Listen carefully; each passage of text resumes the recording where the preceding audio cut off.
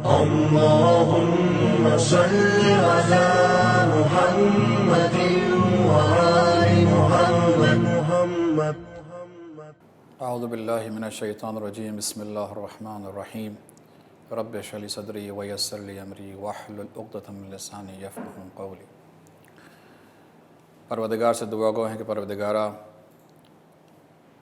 ہم سب سے، تمام مؤمنین سے ان ماہ مبارک رمضان کی عبادات کو اور دعاؤں کو قبول فرمائیں انشاءاللہ، اور ہمیں اس ماہ مبارک کے برکتوں سے، رحمتوں سے اور مغفرتوں سے فیضیاب ہونے کی توفیق عطا فرمائیں.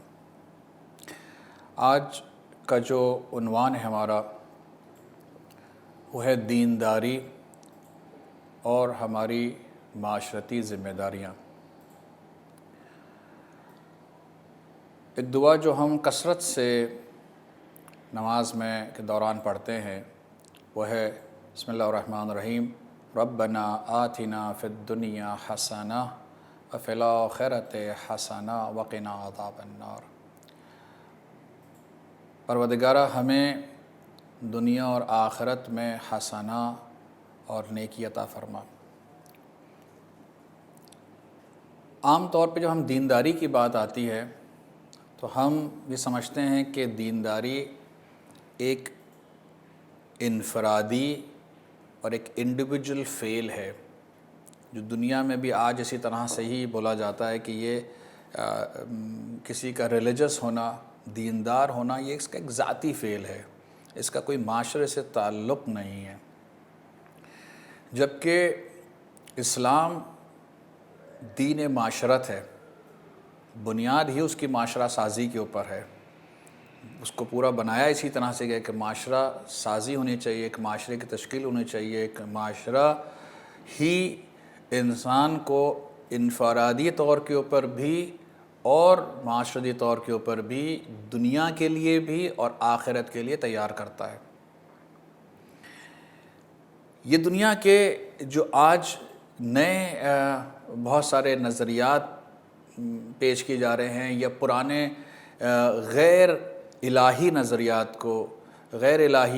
نظریات کو ایک نئے انداز میں پیش کیا جا رہا ہے، اور مختلف ادیان کے سامنے، نہ فقط اسلام کے سامنے بلکہ دنیا کے جو مختلف ادیان ہیں، چاہے وہ مسیحیت ہو، یہودیت ہو یا کوئی اور اس کے علاوہ بھی دین ہو، ان کے سامنے ایک چیز لے کر لائی جا رہی ہے.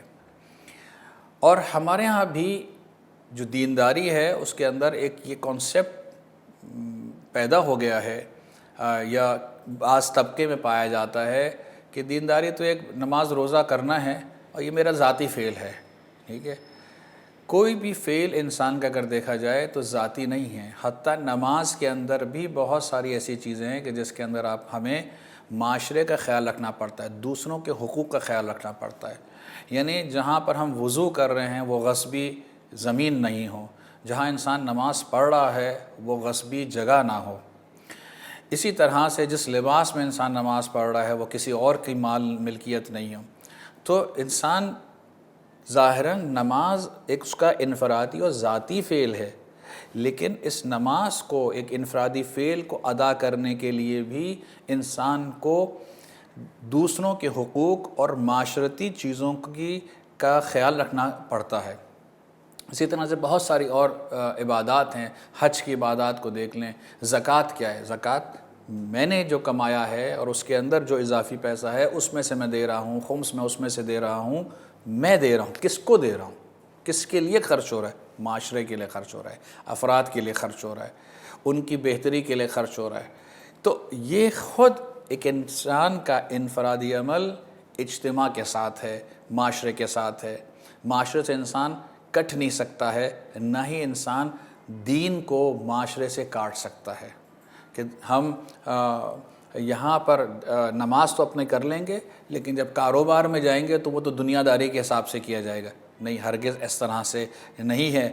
بلکہ پروردگار سورہ انفال کی 24 نمبر کی آیت میں ارشاد فرماتا ہے، یا ایھا الذین آمنوا استجیبوا للہ وللرسول اذا دعاکم لما یحییکم، کہ اے وہ لوگوں جو ایمان لائے ہو، قبول کرو اللہ کو اور رسول اور رسول کی بات کو کہ جب تمہیں وہ بلائے، لما یحییکم، وہ باتیں جو تمہیں زندہ کرتا ہے۔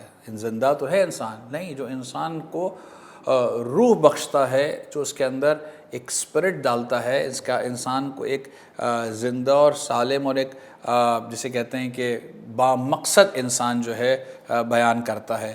تو یہ یہاں پر ایک پیغام ہے ہمارے لیے اس بات کو سمجھنے کے لیے کہ دینداری کا بالکل تعلق جو ہے گہرائی کے ساتھ ہے، معاشرے کے ساتھ ہے کہ اس کام کو انجام دینا ہے۔ اگر یہ ایسا نہ ہوتا تو وہ واقعہ جو بہت بچپن سے ہم پڑھتے آ رہے ہیں، سنتے آ رہے ہیں کہ رسول اللہ جب بھی اس گلی سے گزرتے تھے تو وہ بوڑھی خاتون جو ان پہ کچرا پھینکتی تھی، ایک دن کچرا نہیں پھینکا، اور رسول اللہ کو شکر ادا کرنا چاہیے کہ کچرا نہیں پھینکا، آج لباس گندا نہیں ہوا، سر و صورت جو ہے گندی نہیں ہوئی ہے، لیکن یہاں پر یہ اپنی معاشرتی ذمہ داریوں کو انجام دیتے ہیں اور بتاتے ہیں کہ دیکھو کس طرح سے تمہیں معاشرے کا خیال کرنا ہے، اور وہ پھر اس بڑھیا کی عیادت کے لیے جاتے ہیں۔ یہ وہ اخلاق ہے، یہ اخلاق اسلامی کے جو ہمیں سب کو سیکھنے کی اور ہمیں سمجھنے کی ضرورت ہے اس بات کو لے کر۔ ایک اور چیز جو ہم یہاں پر سمجھتے ہیں کہ پروردگار یہاں پر فرماتا ہے کہ اپنے آپ کو ایک سورہ کے اندر، قرآن مجید کے اندر ہے کہ اس دین کو روحانیت کا دین نہیں قرار دیا ہے، یعنی انسان کنجے خونے میں گھر کے کسی کونے میں بیٹھ جائے اور دنیا سے کوئی اس کا تعلق نہیں ہو، نہیں، ایسا نہیں ہے۔ ہاں، کچھ وقت اسے ضرور نکالنا ہے کہ جس میں وہ اپنے اور اپنے پروردگار سے گفتگو کرے، بات چیت کرے، راز و نیاز کرے، لیکن اس کا امپیکٹ، اس کے اثرات اس کے کردار پر نظر آئے، جو اس کے ذاتی انفرادی ہوں گے، جو اس کی صفات پہ ہوں گے، اور اس کے اثرات، مثبت اثرات جو ہیں وہ معاشرے میں نظر آنے چاہیے۔ یعنی انسان جب سخی ہوگا، سخاوت ایک انسان کا انفرادی فعل ہے، لیکن وہ سخاوت کے نتیجے میں کیا کرے گا؟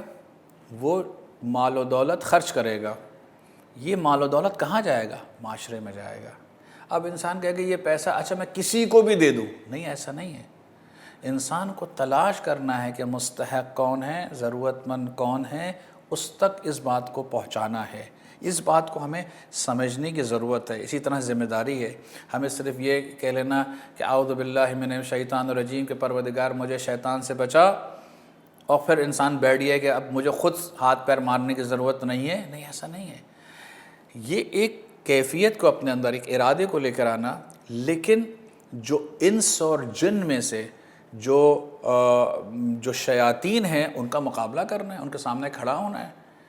انسان اپنے آپ کو تیار کرے امام زمانہ کے ظہور کے لیے، وہ اسی وقت تیار کرے گا کہ جب انسان اپنے آپ کو انفرادی طور پہ بھی دیندار بنائے گا اور معاشرتی طور پر بھی دیندار بنائے گا، یعنی اپنی ان معاشرتی اور انفرادی دونوں ذمہ داریوں کو انسان انجام دے گا، تو پھر اس حکومت امام زمانہ عجل اللہ تعالیٰ فرجہ الشریف کے لیے اپنے آپ کو آمادہ کر سکے گا۔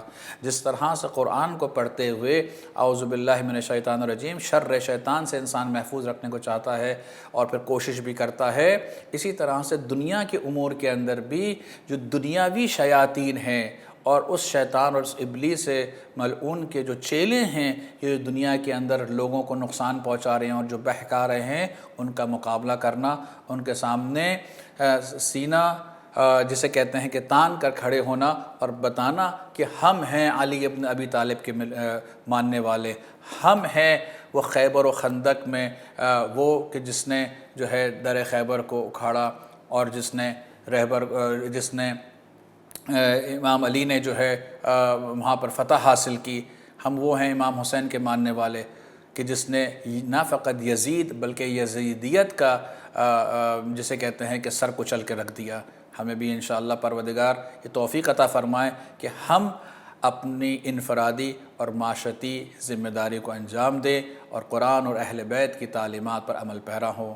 والسلام علیکم ورحمۃ اللہ وبرکاتہ۔ اللهم صل على محمد وآل محمد